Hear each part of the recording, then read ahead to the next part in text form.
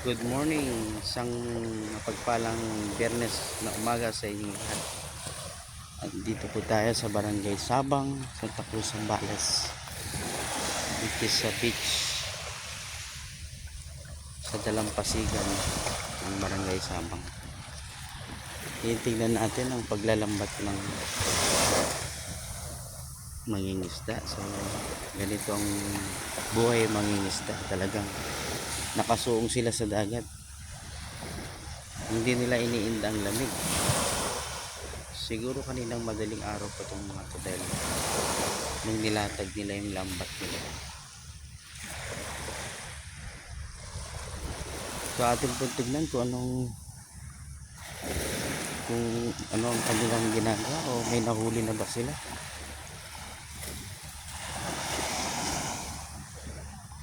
So pinalibutan nila ng lambat yung bye-bye hanggang doon.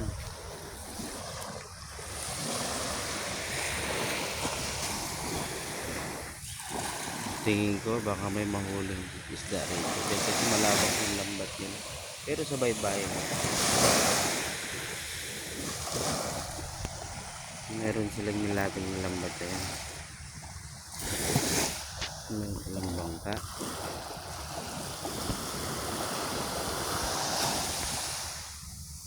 Tinitignan nila kung may mga isda na sumabit.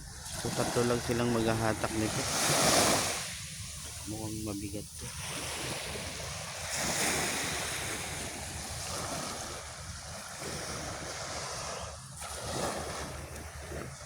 Sa tingin ko, tinitignan nila kung mayroon ng isda na pumasok sa lambat nila.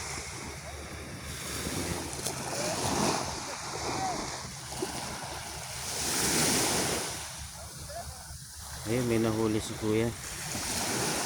Isang pusit. May nahuli siyang pusit. Nilagyan na niya dun sa bangka nila. So dito pala ito paano malapit lang kung hindi ka magkakita sa baybay.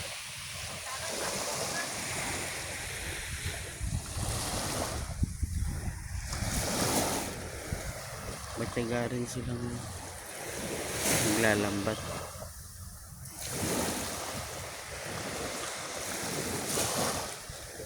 Yan, ganyan talaga ang buhay ng mangingisda kahit pa paano pag-uwi sila ng pagkain para sa pamilya nila.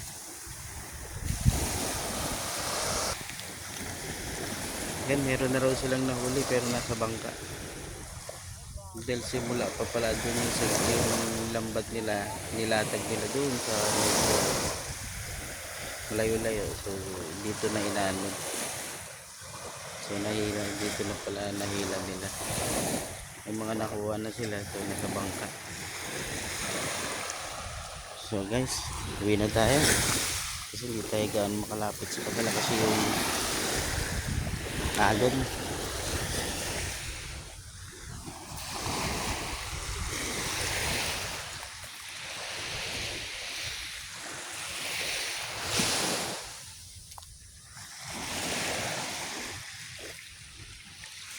Sarap mag-jogging at walking dito sa baypay dagat. Tahimik, very peaceful. Talagang makakapag-relax ka ng gusto. May kakaroon ka ng peace of mind. Saka yung hangin na masasagap mo, sariwa talaga. So guys, hanggang dito na lamang. Ito yung part 2 na pagpunta ko rito.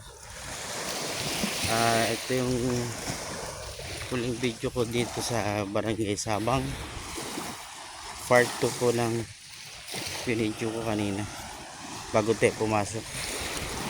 So pauwi na tayo. Hanggang sa muli. Shout out sa aking mga kuya Eagle Silit, sa aking mga bro na Emi.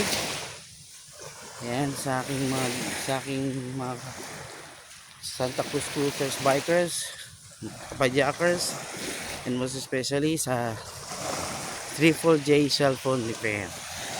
Yan. magbubukas na po tayo. Pag uwi natin ito, diretso na tayo sa isang magandang umaga at mapagpalang umaga ng Biyernes sa inyong lahat. God bless you all. God is good.